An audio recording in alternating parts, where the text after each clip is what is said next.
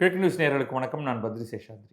Iran மீது இஸ்ரேலும் அமெரிக்காவும் பிப்ரவரி 28 அன்று ஒரு பெரும் போரை தொடங்கின. கடுமையான தாக்குதல். முதல் நாளிலேயே அந்த நாட்டின் உயர் தலைவர், ஸ்பிரிச்சுவல் லீடர், சுப்ரீம் லீடர் என்று அவர்கள் சொல்லிக் கொண்டிருக்கும் அலி காமினி கொல்லப்பட்டார். அந்த போர் என்ன ஆயிருக்குன்னா, இஸ்ரேல் லெபனான் இடையே ஒரு பெரும் சண்டையாக ஆகியிருக்கிறது. ஸோ ஈரான் ஒரு பக்கம் இருக்குனாலும் இன்னொரு ஃப்ரண்ட் இந்த போரில் தொடங்கியிருக்கு. அது இஸ்ரேலுக்கும் லெபனானுக்கும் இடையே நடந்து கொண்டிருக்கிறது. லெபனான் என்று சொன்னாலும் லெபனானில் இருக்கக்கூடிய ஒரு இயக்கமான ஹெஸ்புல்லா அவர்களோடு தான் இந்த பிரச்சனை. ஸோ இதை பற்றி தெரிந்து கொள்வதற்கு நம்ம நிறைய விஷயங்களை பார்க்க வேண்டியிருக்கு. ஹிந்துவில் ஒரு விரிவான ஒரு எக்ஸ்பிளைனர் ஒன்று வந்திருக்கு.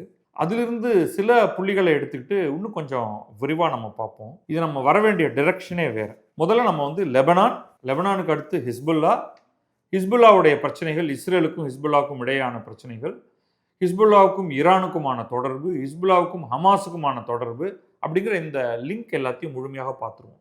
இதை பற்றி நம்ம எங்கேயுமா இதுக்கு முன்னாடியே பேசியிருக்கோம். இருந்தாலும் இந்த இடத்துல வந்து இந்த போர் மிகவும் வலுவடைந்து கொண்டிருக்கிறதுனால இதை பற்றி பேசிடுவோம். 1970களிலேயே இஸ்ரேலுக்கு மிகப்பெரிய எதிர்ப்பை கொடுத்தது பாலஸ்தீன் லிபரேஷன் ஆர்கனைசேஷன் அப்படிங்கிறது, PLO அப்படிங்கிற சொல்லக்கூடிய ஒரு அமைப்பு. இந்த அமைப்புடைய தலைவர் யாசர் அரஃபத். இந்தியாவை சேர்ந்தவர்களுக்கு 1970, 80 இந்த காலகட்டத்திலெல்லாம் இந்திய அரசியலை பார்த்து கொண்டிருந்தவர்களுக்கு, அதாவது கொஞ்சம் வயதானவர்களுக்கு யாசர் அரஃபத் நன்கு பழக்கம். அவருடைய ஒரு முகம் வந்து எனக்கெல்லாம் நல்லா ஞாபகம் இருக்குது. அவருடைய உடை, அதில் வந்து கட்டம் கட்டமாக அவங்க ஒரு கெஃபாயின்னு ஒரு துணி ஒன்று போட்டு அது மேலே போத்தி இருக்கிறது. ஸோ இவர் வந்து பாலஸ்தீனை சேர்ந்தவர். இவர் இஸ்ரேலுக்கு எதிராக மிக கடுமையாக போராடினார். ஆரம்பத்தில் அவர்கள் ஆயுத போராட்டமாக தான் இதை ஆரம்பித்தார்கள். ஆயுத போராட்டமாக ஆரம்பித்ததுக்கு பிறகு ஒரு கட்டத்தில் ஆயுதங்களை விட்டுவிட்டு அமைதியாக போராடினார். ஃபதா அப்படிங்கிற ஒரு இயக்கத்தை நடத்தினார். ஆனால் அது ஒரு கட்சியாக மாறியது. இன்றைக்கும் பாலஸ்தீன் லிபரேஷன் ஆர்கனைசேஷன் அது வந்து ஒரு கட்சி அமைப்பில் இருக்குது. வெஸ்ட் பேங்க், காசா என்ற 2 இடத்திலும் அங்கே பாலஸ்தீன் அத்தாரிட்டி என்று தனியாக தேர்தல் நடத்தி அந்த தேர்தலில் அவர்கள் தொடர்ந்து ஜெயித்து வந்தார்கள். இப்போ வெஸ்ட் பேங்கில் சுருங்கி விட்டார்கள். காசா ஹமாஸிடம் போனது. நான் ரொம்ப தாண்டி வந்துட்டேன், இருந்தாலும் விஷயத்துக்குள்ள வந்துடுவோம். இவர்களுக்கு பல இடங்களில் தேவையில்லாத சனி பார்வை போல இருக்கு. ஜோர்டானில் இவங்களுக்கு இடம் கொடுத்து வைத்திருந்தார் ஜோர்டான் நாட்டு மன்னர். திடீர்னு ஒரு கட்டத்தில் வந்து ஆயுதம் வைத்திருப்பவர்கள், இஸ்ரேலுக்கு எதிராக போராடுகிறவர்கள், தங்கள் மண்ணுக்காக போராடுகிறவர்கள் என்று ஜோர்டான் இடம் கொடுத்தால், ஜோர்டான்லேயே அவங்க வந்து ஒரு கூ மாதிரி ஒன்று பண்ணி ஜோர்டானை கைப்பற்றிடலாம்ங்கிற மாதிரியான ஒரு எண்ணத்துக்கே வந்துட்டாங்க. அப்போ ஜோர்டான்கிட்ட வந்து பவர் ரொம்ப குறைவு. அவர்களுடைய இராணுவம்லாம் அவ்வளோ வலிமையானதில்லை. அவர்கள் பாகிஸ்தானுடைய உதவியை எடுத்துக்கொண்டு இந்த PLO உடைய கொட்டத்தை அடக்கி அவர்களை துரத்தினாங்க. கம்ப்ளீட்டாக எக்ஸ்பெல் பண்ணாங்க. அது பாலஸ்தீன இயக்கம் ஒன்றை தன்னுடைய நாட்டில் இருந்து ஒட்டுமொத்தமாக முதலில் துரத்தி யாருன்னு பார்த்தா அது வந்து ஜோர்டான் தான். ஸோ துரத்தப்பட்டவர்கள்லாம் எங்கே போனாங்கன்னா அப்படியே நேராக லெபனானுக்குள்ளே புகுந்தாங்க, பக்கத்தில் இருக்கக்கூடிய நாட்டில். அடுத்து லெபனானுக்கு சனி பிடிச்சிருச்சு. ஜோர்டானில் போய் ரகலை பண்ணதுக்கு பிறகு அடுத்து லெபனானுக்குள்ளே வந்தாங்க. லெபனானில் தொடர்ச்சியாக பிரச்சனை பண்ணிக்கிட்டு இருந்தாங்க. அந்த சமயத்தில் வந்து இவங்க கொட்டத்தை அடக்கணும் அப்படிங்கிறதுக்காக இஸ்ரேல் லெபனானுக்குள்ளே நுழைந்து, இப்போ இஸ்ரேல் ஜோர்டானுக்குள்ளே போகலை. ஏன்னா இஸ்ரேலும் ஜோர்டானும் பல போர்களுக்கு பிறகு 2 தடவை போர் நடந்ததுக்கு பிறகு ஒரு ஒப்பந்தம் ஏற்படுத்தி கொண்டு, நான் உன் இடத்துக்கு வரமாட்டேன், நீ இது நம்ம 2 பேருக்கும் இடையில் உள்ள பார்டர் இதுதான் ஒர்க் அவுட் பண்ணியிருந்தது. ஆனால் லெபனான்லேருந்து அடுத்து PLO இவங்களுக்கு பிரச்சனை கொடுக்கறதுனால லெபனானுக்குள்ளே நுழைந்து லெபனானில் PLOவினர் மீது தாக்குதல் நடத்துச்சு. அங்கிருந்து லெபனானிலிருந்து PLO திருப்பி அந்த இடத்த விட்டு வெளியில் போச்சு. இதற்கு நடுவில் 1979 தான் ஈரானியன் ரெவல்யூஷன் நடந்திருந்தது. அப்போ தான் வந்து கொமேனி அப்படிங்கிறவர் வந்து ஈரானுக்கு வெளியில் எக்ஸைல்டு லீடராக இருந்தவர். அவர் ஈரானுக்குள்ள இந்த பெரிய புரட்சி நடந்தப்ப மாணவர் புரட்சியாக அதை ஆரம்பித்து பல்வேறு இயக்கத்தவர்கள் அதில் சேர்ந்தப்ப அதை இஸ்லாமிய புரட்சியாக மாற்றம் செய்து பாரிஸில் இருந்த கொமேனி, அயத்துல்லா கொமேனி நாட்டுக்கு வந்து அங்கே ஆட்சியை பிடித்தார். ஈரானுடைய ஆட்சியை பிடித்தார். ஈரானில் ஆட்சியை பிடித்த உடனே அவர் செய்த முதல் காரியம், இது நல்லா இருக்கே, எல்லா இடத்துலையும் புரட்சியை ஊக்குவிப்போம் அப்படின்னு. அப்படி அவர் புரட்சியை ஊக்குவிப்பதற்கு தேர்ந்தெடுத்த ஒரு இடம் தான் லெபனான். ஸோ ஏற்கனவே PLO வந்து லெபனானில் ஏற்கனவே ரகளைகள்லாம் பண்ணப்பட்டதற்கு பிறகு இவர் அங்கே இருக்கக்கூடிய ஷியா முஸ்லிம்களை வைத்துக்கொண்டு ஹிஸ்புல்லா என்ற இயக்கத்தை ஆரம்பித்தார். இந்த இயக்கம் வந்து முழுக்க முழுக்க ஈரானிய அரசால, ஈரானிய இஸ்லாமிய அடிப்படைவாதிகளால் போஷிக்கப்பட்ட ஒரு இயக்கம். இதற்கான பணம், ஆயுதம் எல்லாவற்றையும் அவர்கள் கொடுத்து, நீங்கள் இஸ்ரேலுக்கு ஒரு தொல்லை கொடுங்கள் என்று 1980களில் ஒரு கருவாக ஆரம்பிக்கப்பட்டு வளர்ந்த ஒரு இயக்கம். அப்போ இது என்னன்னா வந்து இஸ்ரேலுக்கு இது ஒரு மிகப்பெரிய தொல்லை. இது இன்னொரு நாட்டுக்குள் இருந்து கொண்டு அப்பப்போ நாட்டுக்குள்ளே வந்து ஒரு பிரச்சனையை பண்ணிட்டு, அல்லது அங்கிருந்து கூட அவர்கள் பார்டரில் இருந்து கொண்டு அவர்கள் தாக்குதல்களை நிகழ்த்துவார்கள். அந்த சமயத்தில் வந்து ரஷ்யாவுடைய வெப்பன்ஸ் நிறையா ஈரானுக்குள்ளே வந்து ஈரான் வழியாக அது ஹிஸ்புல்லாக்கு வரும். கட்யூஷா ராக்கெட் அப்படின்னு சொல்லுவாங்க. இன்றைக்கு என்னென்னவெல்லாம் ஈரானே தயாரிக்க ஆரம்பிச்சிருச்சு. அந்த கட்யூஷா ராக்கெட்டுகளை வைத்துக்கொண்டு இவர்கள் வந்து லெபனானிலிருந்து, சவுத் லெபனானிலிருந்து அதை இஸ்ரேலை நோக்கி வீசுவார்கள். அப்போ கடுப்பான இஸ்ரேல் வந்து ஒரு கட்டத்தில் அவ்வப்போது உங்களுக்கு படைகளை அனுப்பி ஹிஸ்புல்லா மீது தாக்குதல் நிகழ்த்தும். இது வந்து பெரிய அளவுக்கு இது எப்பன்னா, இப்போ 1990களோட இறுதியாக இருக்கும். உள்ளே நுழைந்து லெபனானில் ஒரு குறிப்பிட்ட பகுதியை ஒரு பஃபர் ஜோனாக மாற்றி, அதாவது வந்து இஸ்ரேலுக்கும் லெபனானுக்கும் இடையில யாருமே வசிக்காத ஒரு பகுதி இப்படி நீங்கள் உருவாக்கிட்டீங்கன்னா வந்து இஸ்ரேலுக்குள்ளே வந்து தாக்குதல் நிகழ்த்துவது என்பது முடியாத காரியமாக ஆகிவிடும் ஹிஸ்புல்லாக்குன்னு நினைத்து கொண்டு. ஆனால் அதில் வந்து அவ்வளவு எளிதில் அது செய்ய முடியல. ஏன்னா ஹிஸ்புல்லா வந்து ஒரு கெரில்லா தாக்குதலில் ஈடுபட ஆரம்பிச்சிச்சு. ஒரு அர்பன் செட்டிங்கில் வந்து இந்த படைகளை வைத்துக்கொண்டு நீங்கள் ஹிஸ்புல்லாவை தடுத்து நிறுத்துவது என்பது கடினம். அவங்க யார் மக்கள், யார் வந்து போராடுபவர்கள் அப்படின்னே உங்களுக்கு தெரியாது. கெரில்லா தாக்குதல்களில் பாதிக்கப்பட்ட அல்லது தீவிரவாதத்தால் பாதிக்கப்பட்ட இந்தியாவுக்கு கூட நன்றாக இது தெரியும். காஷ்மீரில் உண்மையிலேயே உங்களை தாக்க வந்திருக்கக்கூடிய ஒரு பாகிஸ்தானிய தீவிரவாதி யார், அல்லது காஷ்மீரின் மக்கள் யார் அப்படிங்கிறது தெரியாமல் திடீர்னு வந்து உங்கள் மேல் தாக்குதல் நடக்கும். அதுதாங்க நடந்தது. அதுக்கு பிறகு வந்து ஒரு கட்டத்தில் தாங்க முடியாமல் இஸ்ரேல் வந்து 2000ஆவது ஆண்டில் வித்ட்ரா பண்ணிட்டாங்க. இது நமக்கு வேண்டவே வேண்டாம், நம்மளால் வந்து லெபனானுக்குள்ளே இருந்து கொண்டு குழப்பத்தை ஏற்படுத்த முடியாது, நிலைமையும் சரிப்படுத்த முடியாது, அதனால் நம்ம திரும்பி வந்துடுவோம் அப்படின்ட்டு. ஒரு 6 வருடம் இருந்ததுக்கு பிறகு திரும்ப 2006 இஸ்ரேல் திரும்ப லெபனானுக்குள்ளே புகுந்து இந்த ஹிஸ்புல்லா வலுவாகிக்கிட்டே போகுது. ஹிஸ்புல்லாவோடைய மிலிட்ரி ஸ்ட்ரக்சரை உடைக்கணும் அப்படின்னு முயற்சி பண்ணாங்க. 1 மாதம் தாக்குதல் நிகழ்த்தினாங்க. 1 மாதத்துக்கு அப்புறம் திரும்பி வந்துட்டாங்க சீஸ்ஃபயர். ஏன்னா அப்பையும் அவங்களால ஒன்றும் பண்ண முடியல. அவங்க எதிர்பார்த்ததை விட வலுவாக ஹிஸ்புல்லா ஆகியிருந்தது. என்னன்னா லெபனானுடைய அமைப்பு ரொம்ப ரொம்ப ரொம்ப வீக்கான ஒரு அமைப்பு. லெபனானில் இருக்கிற போலீஸ் ஃபோர்ஸாக இருக்கட்டும், லெபனானுடைய ஓன் மிலிட்ரியாக இருக்கட்டும், அவர்களால் ஹிஸ்புல்லாவை கண்ட்ரோல் பண்ணவே முடியல. அது அங்கே என்னாச்சுன்னா, அங்கே வந்து ஒரு உள்நாட்டு போர் நிகழ்ந்து அதுக்கு பிறகு அவர்களுக்குள்ளேயே ஒரு அரேஞ்ச்மெண்ட் ஒன்று ஏற்பட்டு ஹிஸ்புல்லா வந்து ஒரு கட்சி, அங்கே வந்து ஹிஸ்புல்லா ஒரு தனித்த மிலிட்ரி அமைப்பு, ஹிஸ்புல்லா ஒரு கட்சி வைத்திருக்கிறது. அந்த கட்சிக்கு லெபனான் நாடாளுமன்றத்தில் இடங்கள் உண்டு. அவர்கள் அமைச்சர்களாக ஆட்சியில் இருக்கிறார்கள். அதற்கு பிறகு அவர்கள் எண்ணற்ற என்ஜிஓக்களை வைத்து நடத்துகிறார்கள். அவர்கள் வெளியிலிருந்து பணம் திரட்டுகிறார்கள். பல பகுதிகளில் ஹிஸ்புல்லா வலுவாக இருக்கக்கூடிய பகுதிகளில் உங்களுக்கு மருத்துவம் பார்ப்பது யாருன்னா ஹிஸ்புல்லா தான்.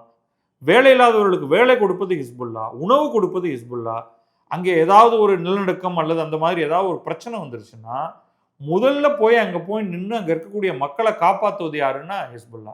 ஏன்னா லெபனானுடைய உள்நாட்டு அமைப்பு கம்ப்ளீட்டாக கொலாப்ஸ் ஆயிடுச்சு. அவர்களுடைய எக்கானமி கொலாப்ஸ் ஆயிடுச்சு. அவர்களுக்கு ஒரு கட்டுமானம் இல்லை. அவர்களுக்கு ஆட்சிக்கு அதில் என்னன்னா, யாராவது ஒரு நல்ல பிரைம் மினிஸ்டர் வராரு அப்படின்னா, அதாவது இந்த ஷியா முஸ்லிம்களுக்கு வெளியில் மரோனைட் கிறிஸ்டியன்ஸ்னு இருக்காங்க, ட்ரூயிஸ்னு ஒரு இஸ்லாம் மாதிரி ஆனால் இஸ்லாமோடு சம்வாட் தொடர்புடைய ஆனால் இஸ்லாத்தால் ஏற்றுக்கொள்ளப்படாத மக்கள் இருக்காங்க. அந்த பகுதியிலிருந்து இப்போ மரோனைட் கிறிஸ்டியன் ஒருத்தர் வந்து தலைமை பதவிக்கு வராரு, பிரதமராக இருக்காருன்னா சம்டைம்ஸ் ஹிஸ்புல்லா வந்து அவரை கொலை செய்யறதுக்கு கூட அவங்க தயங்கினது கிடையாது. ஸோ அது வந்து ரொம்ப ஒரு வோலட்டைலான ஒரு இடமாக மாறிப்போச்சு. 2000லையும் ஒரு தடவை இஸ்ரேல் உள்ளே வந்துட்டு பின்வாங்கினாங்க. 2006லையும் ஒரே மாதத்தில் பின்வாங்கினாங்க.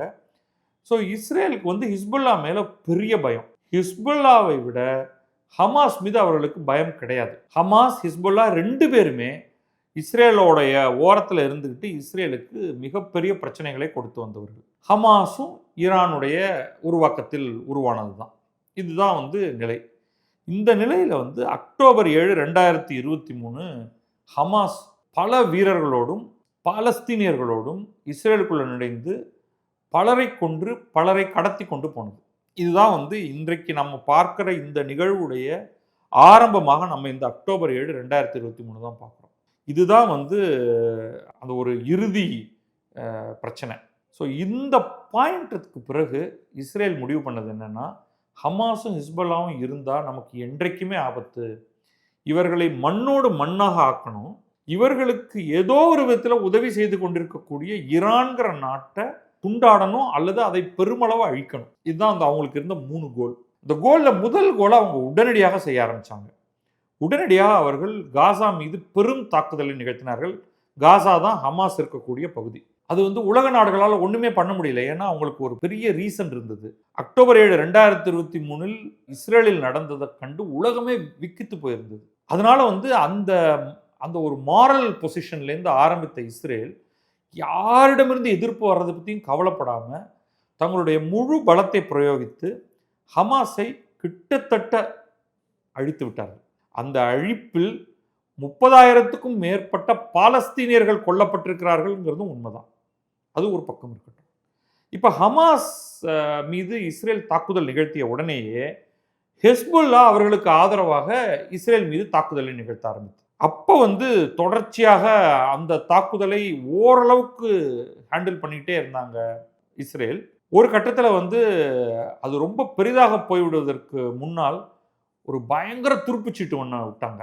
இது ரொம்ப ஆச்சரியமானது. இது நம்ம வந்து டிஸ்டன்ஸ்லேருந்து பார்க்குறோம். நம்ம அந்த களத்திலேயே இல்லை. என்னன்னா ஹிஸ்புல்லாவுக்குள்ள இஸ்ரேல் ஏற்கனவே ஊடுருவி இருந்தது அந்த சமயத்தில்.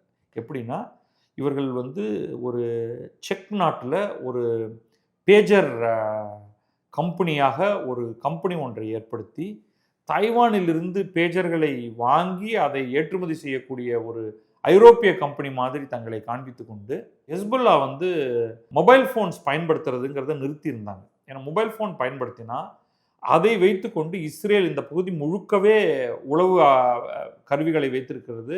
யார் கால் பண்ணுறா எங்கே கால் பண்ணுறாங்கிறத துல்லியமாக கண்டறிந்து அங்கே இருக்கிற ஆளை போட்டு தள்ளிட முடியும். அதனால் அதை அவாய்ட் பண்ணணுங்கிறதுக்காக அவர்கள் வந்து பேஜர் வாங்கி பயன்படுத்தணும்னு ஒரு முடிவில் இருந்தாங்க. இது நடக்கும் என்பதை தெரிந்து கொண்டு இஸ்ரேல் வந்து ஒரு டம்மி கம்பெனியை வாங்கி தாய்வானிலிருந்து பேஜர்களை வாங்கி அந்த பேஜர்களுக்குள்ள வெடிமருந்தை வைத்து அதை குறைந்தபட்சம் 5 ஆண்டுகளுக்கு முன்னமாவே இதெல்லாம் ஒரு காலத்தில் நமக்கு தேவைப்படும்னு அதை வந்து எப்படியோ அதை உள்ளுக்குள்ளே அனுப்பிச்சிருக்கு. ஹிஸ்புல்லா அத்தனையும் வாங்கி இடுப்பில் கட்டி வச்சுருந்துருக்காங்க. அவர்களுடைய சில ஆயிரம் முக்கியமான மேல்மட்டத்திலிருந்து முக்கியமான ஒரு 2 லெவல் கீழே இருக்கக்கூடிய வீரர்கள். ஸோ இந்த போர் நடந்து கொண்டே இருக்கும் பொழுது திடீர்னு ஒரு நாளை ஒரு குறிப்பிட்ட தினத்தில் இஸ்ரேல் அந்த பேஜர்கள் அனைத்தையும் இயக்கி அதில் வைத்திருக்கக்கூடிய அந்த வெடி, அது ஜஸ்ட் அபவுட் ஒரு ஆளை கொள்றதுக்கான வெடி அதுக்குள்ளே இருக்குது. வெடித்து குறைந்தபட்சம் 2000 பேர் கொல்லப்பட்டு அல்லது செயலிழக்கப்பட்டார்கள். ஏன்னா இடுப்பில் வைத்திருக்கிறது வெடிச்சதுன்னா உங்களுக்கு கால் போயிடும். நீங்கள் உயிர் போகலைன்னா உங்களுக்கு கால் போயிடும். அதோடு உங்களுடைய போரில் ஈடுபடுவதற்கான அந்த நிலை போயிடும். சைக்கலாஜிக்கல் தாக்குதல். அவர்கள் யாருக்குமே எப்படி இந்த தாக்குதல் நிகழ்ந்தது என்று தெரிவதற்கு முன்னாலேயே.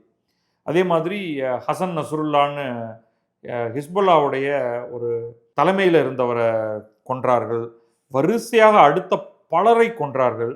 கொன்றுவிட்டு செப்டம்பர் 2024 கிட்டத்தட்ட ஒரு ஆண்டு கழித்து இன்னொரு போர் நிறுத்த ஒப்பந்தம் செய்து கொண்டார்கள் ஹிஸ்புல்லாவும் அந்த நேரத்தில் அவங்களும் ரொம்ப இழப்பை சந்தித்து விட்டார்கள். இந்த பேஜர் எக்ஸ்ப்ளோஷன் நடந்து பலர் கொல்லப்பட்டதற்கு பிறகு அதை நிறுத்திட்டாங்க. இதற்கிடையில் வேற ஒரு சில விஷயங்களும் நடந்தது. எல்லாமே ஹைலி கனெக்டட். அதனால நம்ம இது எல்லாத்தையுமே பார்க்கணும். இந்த நிகழ்வு நடந்து கொண்டிருக்கும் பொழுது இதில் ஒரு ஆக்சஸ் ஒன்று இருந்தது. என்னன்னா ஈரானிலிருந்து ஈராக் வழியாக சிரியாவுக்குள் வந்து சிரியாவிலிருந்து லெபனானுக்குள் வர முடியும். இதை பயன்படுத்தி தான் ஈரானிலிருந்து தரை வழியாக லெபனானுக்கு ஆயுதங்கள் ஹெஸ்புல்லாவுக்கு கொடுக்கப்படுகின்றன. அப்போ இடையில வந்து ஒரு லிஞ்ச் பின் யாரு அப்படின்னா சிரியா. இப்போ சிரியாவில் என்ன ஆச்சுன்னா இந்த குழப்பங்கள் எல்லாம் நடக்கும் பொழுது சிரியாவில் ஆட்சியில் இருந்தவர் பஷார் அல் அசாத் அப்படிங்கிறவர், அவர் வந்து ஹமாஸ் போர் ஆரம்பித்ததுக்கு பிறகு அவரால் தொடர்ச்சியாக அவருக்கு எதிராக அங்கே உள்நாட்டு போர் நடந்து கொண்டிருந்தது. அந்த உள்நாட்டு போரில் அவரால் வந்து தாக்கு பிடிக்க முடியல. ஏன்னா இதில் வந்து 2 வெவ்வேறு இவருக்கு சம்மந்தமே இல்லாத வேறு 2 போர்கள்னால பஷாருக்கு பிரச்சனை. ஒன்று, ரஷ்யா வந்து யுக்ரைனை தாக்க ஆரம்பித்திருந்தது. அதனால ரஷ்யா இவர்களுக்கு உதவி செய்வதை நிறுத்தி இருந்தது சிரியாவுக்கு. இன்னொன்று, ஹெஸ்பொல்லாவும் ஈரானும் வந்து அவங்களுக்கு உதவிக்கிட்டு இருந்தாங்க. இப்போ ஹெஸ்பொல்லா உதவியை நிறுத்திச்சு. ஏன்னா ஹெஸ்பொல்லா மீது இஸ்ரேல் தாக்குதல் நடத்திட்டு இருந்தது. அந்த காரணத்தினால இஸ்ரேல்ல பஷார் அல் அசாத் வந்து தோற்கடிக்கப்பட்டு அவர் ஒட்டுமொத்தமாக ரஷ்யாவுக்கு ஓடி போயிட்டார். அப்போ அந்த பகுதி முழுக்கவே ஹெஸ்புல்லாவுக்கும் ஈரானுக்கும் எதிரான ஒரு ஆட்சி சிரியாவுக்கு வந்துருச்சு. அவர்கள் ரொம்ப தெளிவாக எங்களுக்கும் இஸ்ரேலுக்கும் பிரச்சனை இல்லை, அதனால நாங்கள் இஸ்ரேலோட சண்டை போட போறதில்லை அப்படின்னு சொல்லிட்டாங்க. அப்போ கட் ஆஃப் ஆயிடுச்சு. ஹிஸ்புல்லாவும் ஈரானும் தரை வழி பாதை அவர்களுக்கு கட் ஆஃப் ஆயிடுச்சு.